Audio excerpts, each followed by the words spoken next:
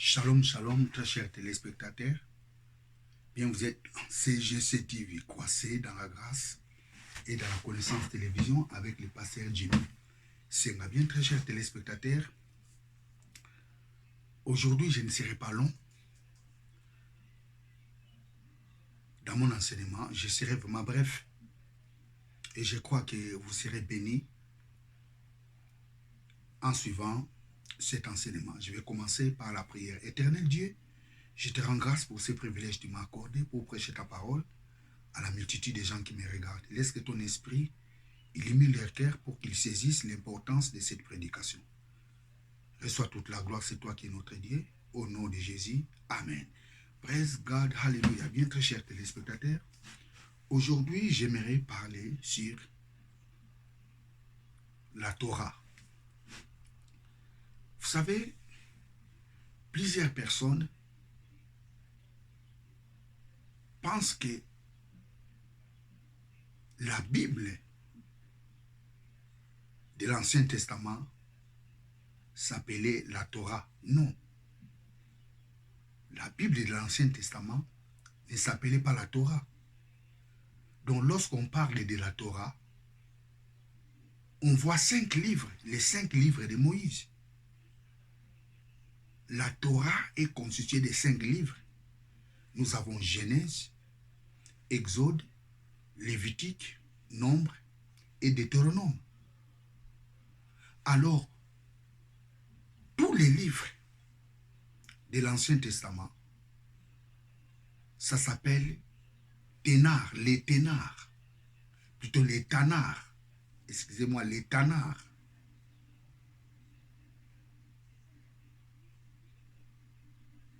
Tous les livres de l'Ancien Testament s'appellent Tanars. Et dans les Tanars, nous avons 3 groupes de livres. Le premier groupe, nous avons la Torah. Le deuxième groupe, nous avons les Nevim. Et le troisième groupe, nous avons les Ketuvim. Donc, je commence par les mots Torah. Je vais écrire les mots Torah en hébreu. Torah.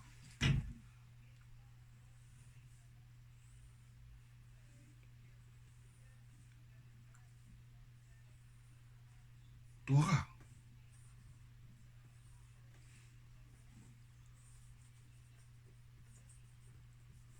Torah.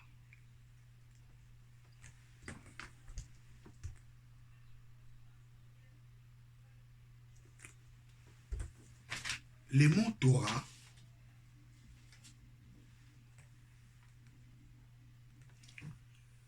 ne signifient pas seulement la loi. Premièrement, les mots Torah, ça signifie l'enseignement. Torah, ça signifie d'abord l'enseignement. Torah, ça signifie aussi la directive. Torah, ça signifie aussi la loi. Vous savez, plusieurs personnes, quand ils parlent les livres de la loi, non. Torah ne signifie pas seulement la loi. Torah, ça signifie premièrement l'enseignement. Torah, ça signifie encore la direction, parce que quand on a l'enseignement, on suit la direction. Quand on suit la direction, on est dans le principe, on est dans la loi. Praise God. Et l'ensemble de tous les livres de l'Ancien Testament, ça s'appelle les Tanars. Tanars. Je l'écris. Tanars.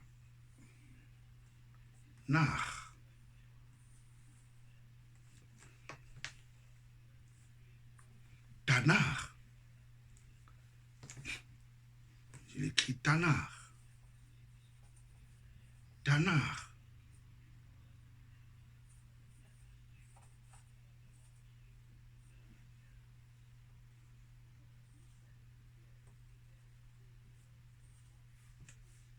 Tanars.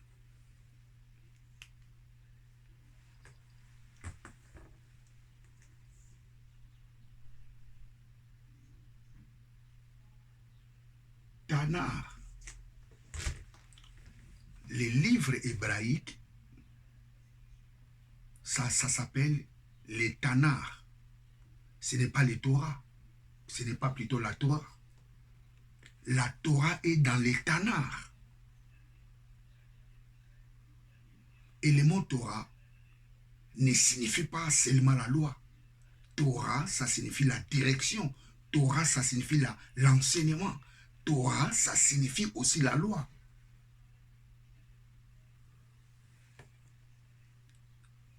Praise God, hallelujah. Alors, les livres hébraïques qui s'appellent Tanar est composé de 3 groupes de livres. Le premier groupe, nous avons la Torah.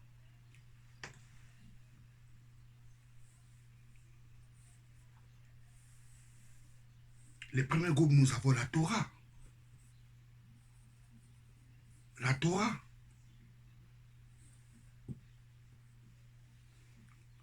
Le premier groupe, nous avons la Torah.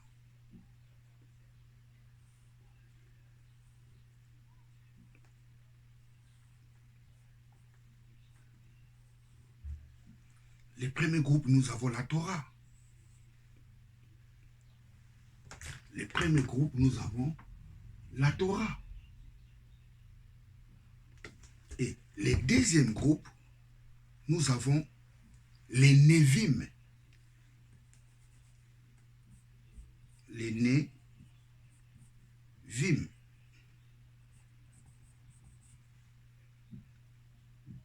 Nevim, je l'écris en hébreu. Les nez.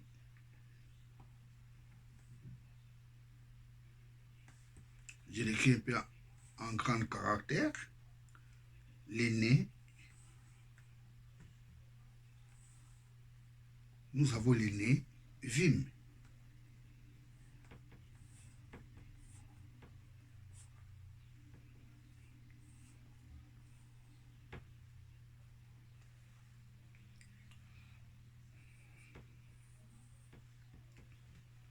Nous avons les Nevim. Deuxième groupe. Nous avons les Nevim. Et le troisième groupe, nous avons les Ketuvim. Ketuvim. Ketuvim.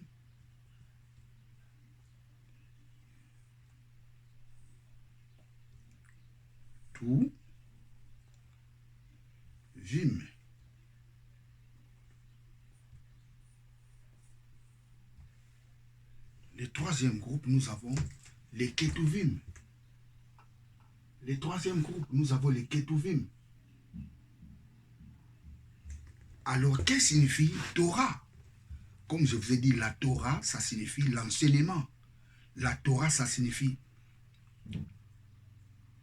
la directive. La Torah, ça signifie aussi la loi. Ça, c'est le premier groupe. Le deuxième groupe, nous avons les Nevim. Les Nevim signifient les prophètes.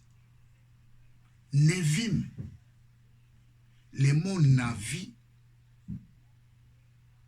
prophète au pluriel, c'est Nevim. Navi au pluriel, c'est Nevim. Nous avons, le deuxième groupe, c'est le groupe des prophètes. Le troisième groupe, nous avons les groupes des écrits. Ketuvim. Vous savez, le mot im, lorsque vous entendez le mot im en hébreu, ça signifie, ce mot-là est au pluriel. Vous savez, par exemple, dans la Bible, nous avons les mots Urim et Tumim. Et les gens, quand ils enseignent sur Urim et Tumim, ils parlent de 2 pierres. Non, 2 groupes de pierres. Il y avait des pierres qu'on appelait Tumim, il y avait des pierres qu'on appelait Urim, parce que ce mot est au pluriel. Urim, c'est au pluriel. Tumim, c'est au pluriel. Il y avait deux groupes de pierres, pas des pierres, deux groupes de pierres. Les groupes de Tumim et le groupe de Urim.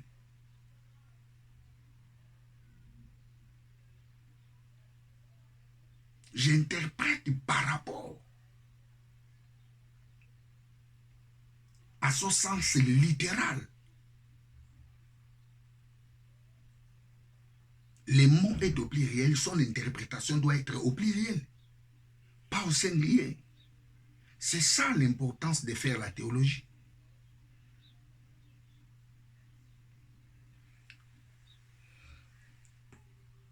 Praise God. Par exemple, le nom Elohim. Elohim. Elohim, c'est le pluriel de Eloah. Je l'écris Eloah.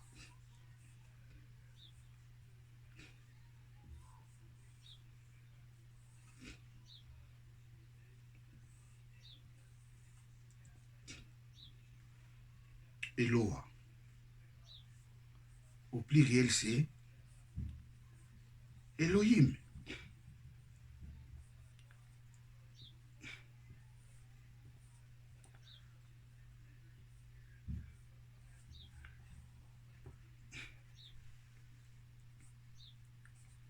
Dieu et Dieu.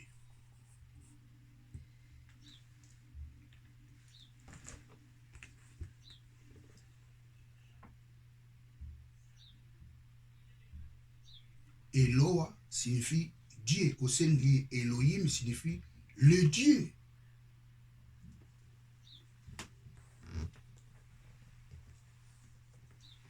Le Dieu de la Bible est un Dieu unipluriel. Le Dieu de la Bible est unipluriel. Jésus a révélé ces choses dans sa prédication.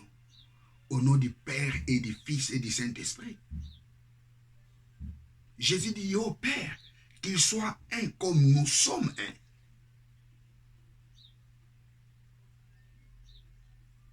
Quand le Saint-Esprit viendra, il ne parlera pas de lui-même. Il parlera de tout ce qu'il aurait entendu de moi. Le Père, le Fils et le Saint-Esprit. Le Dieu de la Bible est trinitaire.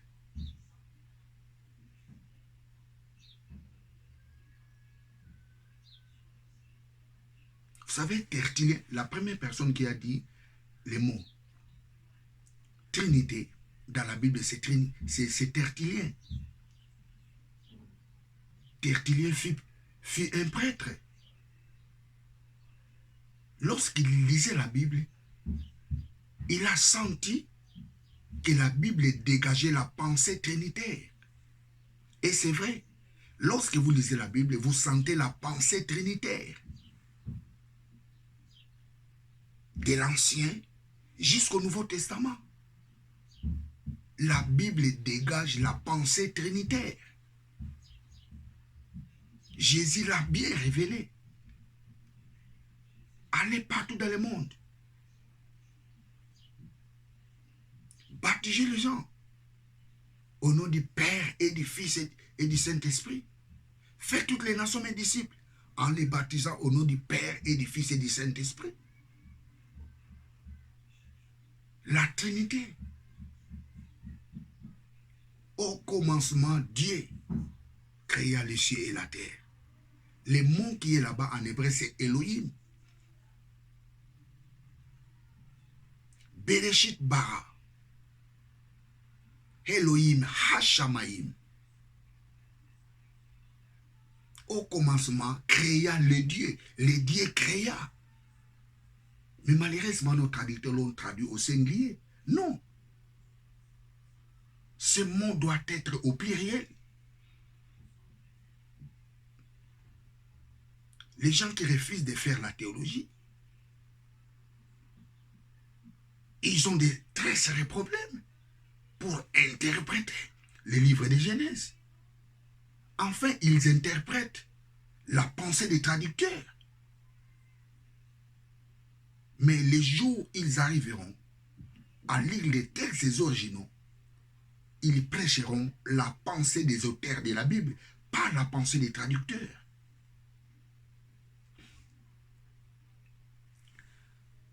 God, hallelujah.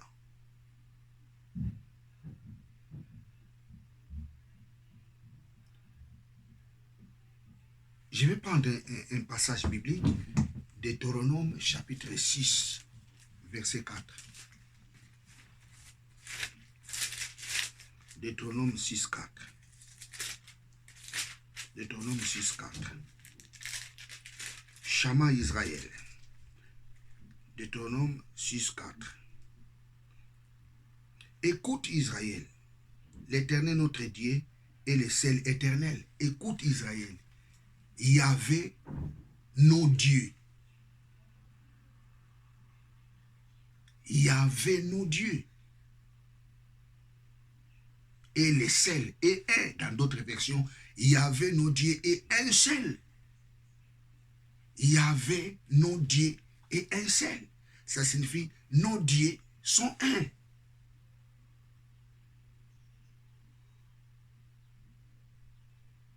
Moïse savait que les dieux de la Bible étaient trinitaires.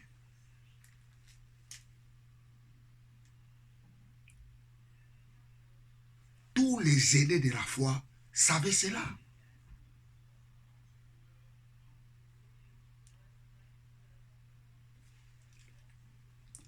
Praise God, hallelujah. Oh, j'aime bien lire ce passage. Je vais prendre notre version. Deutéronome 6, 4. Écoute Israël, l'Éternel notre Dieu, l'Éternel est un. Et un. Et les détracteurs de la Bible, de la Bible, qu'est-ce qu'ils disent? Oh non, la Trinité n'existe pas. La Bible nous dit l'Éternel est un. Oui. Si tu lis en français ou bien en anglais, tu diras qu'il y a un seul Dieu. Les mots Trinité n'existent pas. La pluralité de Dieu n'existe pas. Mais si vous lisez les textes originaux, vous comprendrez que le Dieu de la Bible est unipluriel. Unipluriel. Shama Israël. Écoute Israël.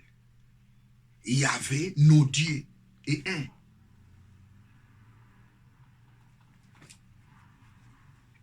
Savez-moi, au début, je ne croyais pas à la Trinité.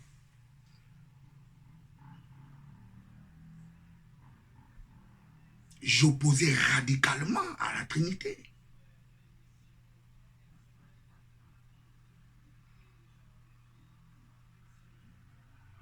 Et puis bien après, j'ai compris que j'étais dans l'erreur. Praise God, hallelujah.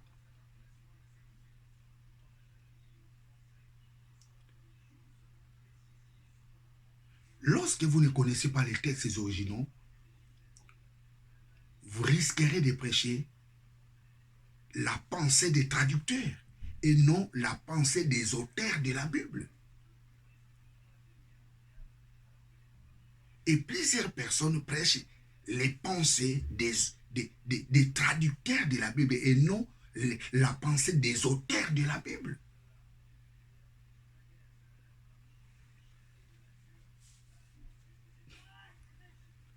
Praise God, hallelujah.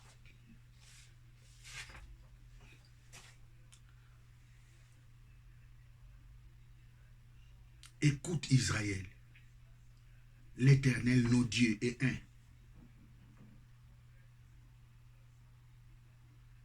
Le Dieu de la Bible est uni, pluriel. Ils sont pluriels, mais un. Et c'est ça qui fait que nous avons un seul Dieu. Praise God, hallelujah. C'est ça qui fait que nous croyons à un seul Dieu. Mais ils sont unis, pluriels.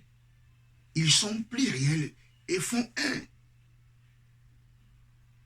Les Pères, les Fils et les Saint-Esprit font un seul Dieu.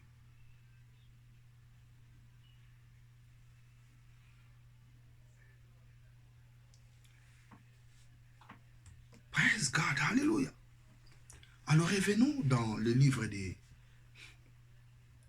Dans la Torah, comme je vous ai dit au début, tous les livres de l'Ancien Testament, ça ne s'appelle pas la Torah, mais c'est les Tanakh. Et dans les Tanakh, nous avons 3 groupes de livres. Nous avons les groupes de Torah, les groupes de Nevim et les groupes de Ketuvim. Torah signifie enseignement, ou directive, ou la loi. Nevim signifie les prophètes. Ketuvim signifie les écrits. Alors parlons des Torah. Vous savez, très chers téléspectateurs, dans la Torah, nous avons 5 livres. Dans la Torah, nous avons 5 livres. 5 livres. Torah. Dans la Torah, nous avons 5 livres. Les premiers livres, nous avons les livres de Genèse. Mais les Hébreux n'appellent pas les livres de Genèse, Genèse. Les Hébreux appellent les livres de Genèse, les livres de Bereshit. Bereshit.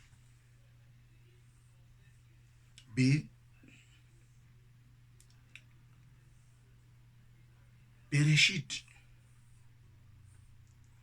Bereshit.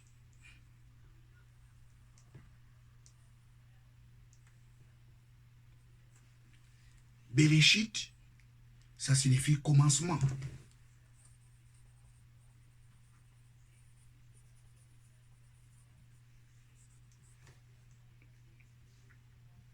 Commencement, Bereshit.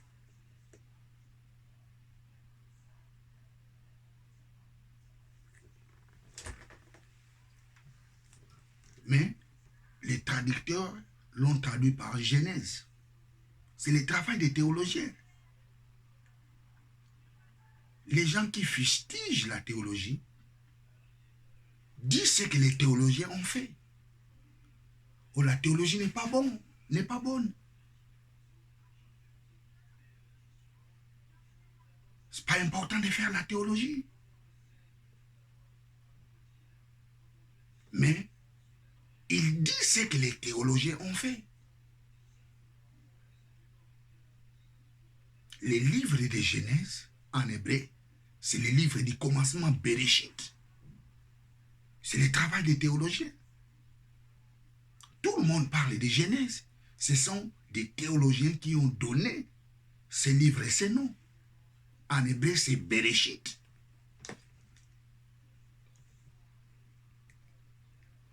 Et vous remarquerez, ces mots se trouvent dans Genèse, chapitre 1er, verset 1er. Bereshit bara, Elohim hashamaim. Bereshit, au commencement, Dieu créa. Et vous remarquerez, dans tous les livres, c'est pareil. Le nom est donné par rapport au contexte du livre. Nous prenons le deuxième livre. Le deuxième livre de Torah, c'est Exode. Le livre d'Exode, en hébreu, c'est Shemot. Shemot.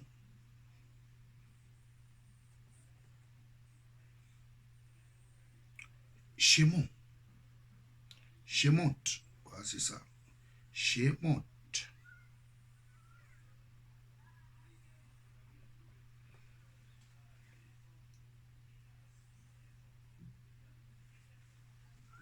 Shemot.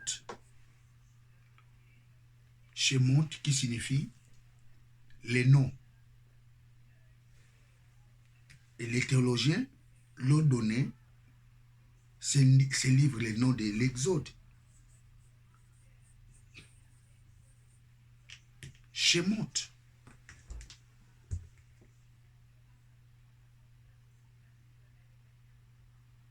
Shemot. Shemot signifie les noms. Les noms. Non en hébreu. Non. Non. Exode. Ceux qui fustigent la théologie parlent de l'Exode. Or, le nom de l'Exode a été donné par des théologiens.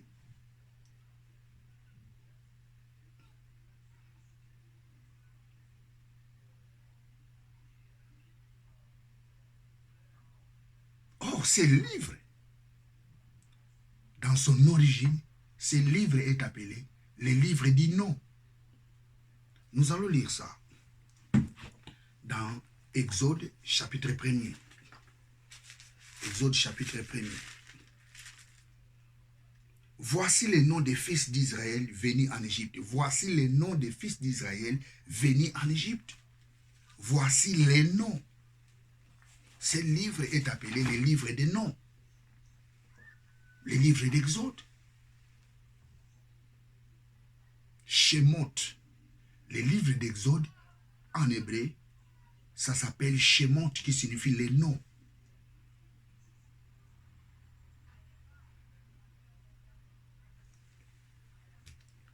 Troisième livre, nous avons le livre de Lévitique. Le livre de Lévitique, en hébreu, c'est Vaikera. Vaikera. Vaikera.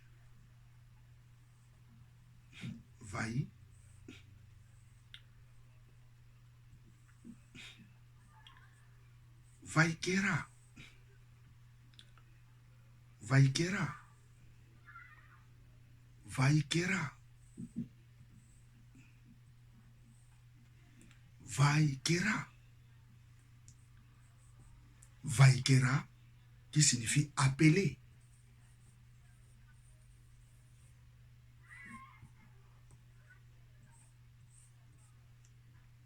Appeler.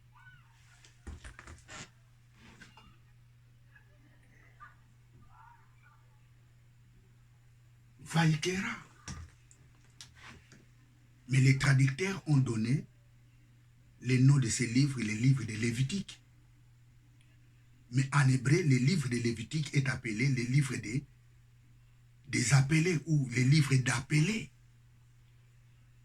C'est le travail des théologiens lévitiques. Ceux qui sont contre la théologie, lorsqu'ils prêchent le livre de Lévitique, ils disent Lévitique. Mais or, ce mot Lévitique, en hébreu, ce n'est pas Lévitique, c'est le livre d'appelés, Vaikera. Voilà l'importance de faire la théologie. Connaître les textes originaux de la Bible. Nous allons lire ça. Lévitique, chapitre 1er, et vous allez retrouver ces mots dans le premier livre de Lévitique. L'Éternel appela Moïse. C'est le livre d'appeler. Et dans le livre de Lévitique, où Dieu appelle les Lévites pour son service. Vaikera, qui signifie appeler. Les traducteurs, les théologiens l'ont donné un autre nom. Lévitique. Les livres de Lévitique, parce que des Lévites qui étaient au service de Dieu.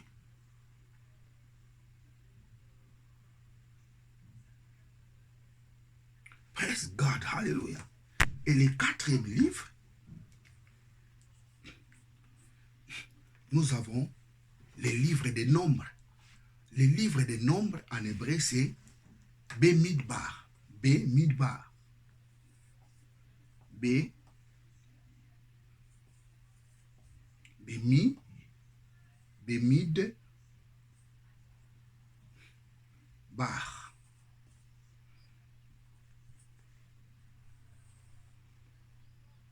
Qui signifie dans le désert. Dans le désert. Dans le désert. Les livres dans le désert. Donc les livres des nombres, en hébreu, on l'appelle les livres dans le désert. Bemidbar.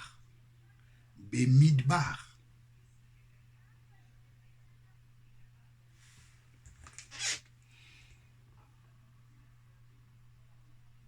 Donc il y a un dagues ici. C'est un béga de Rafat. Bemidbar.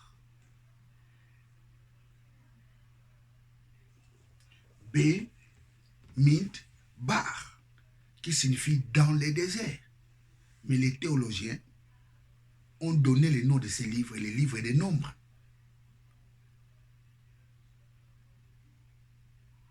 Tous ceux qui vilipendent la théologie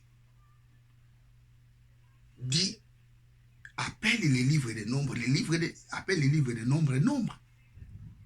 Ils ne disent pas les livres dans les déserts.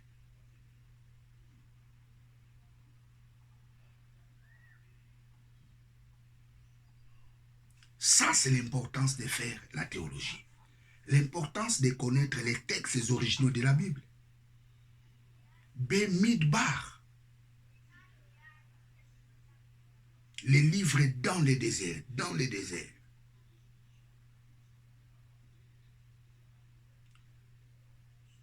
Les traducteurs l'ont traduit par un nombre diamétralement différent. Les titres de ces livres. Les théologiens l'ont traduit par nombre et les Hébreux appellent ces livres, c'est les livres dans les déserts. Et si vous lisez les livres des nombres, vous allez voir, ces livres parlent de tout ce qui s'est passé dans les déserts. Toutes les contestations que les enfants d'Israël faisaient dans les déserts.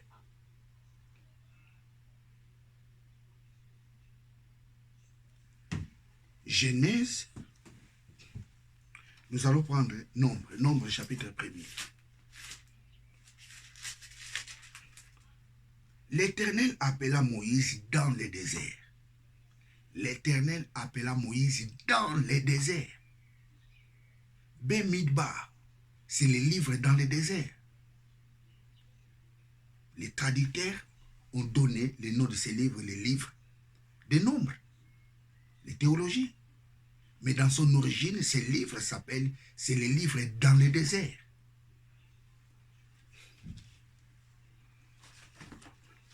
Praise God, hallelujah. Nous prenons le 5e livre. Ici, nous sommes dans la Torah. Le 5e livre, c'est le livre de Deutéronome. Et ce livre de Deutéronome, en hébreu, c'est Debarim. Deutéronome, en hébreu, c'est Debarim. Debarim.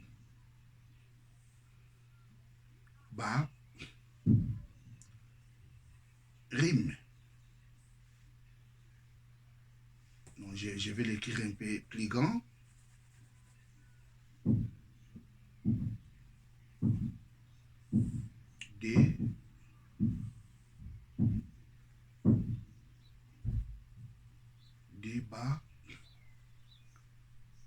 Debarim.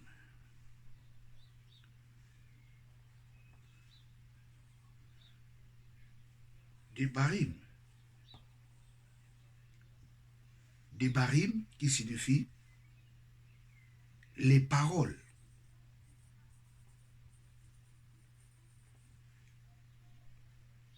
Debarim signifie les paroles.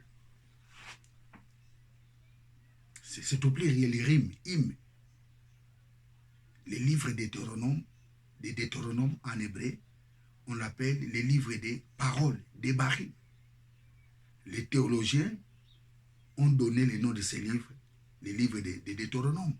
Mais dans son origine, ces livres s'appellent les livres des paroles. Nous allons lire Deutéronome chapitre 1er.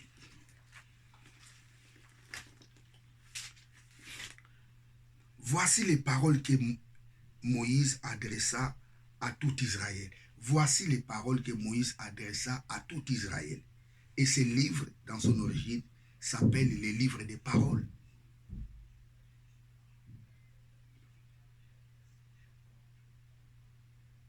Praise God, hallelujah. Praise God, hallelujah.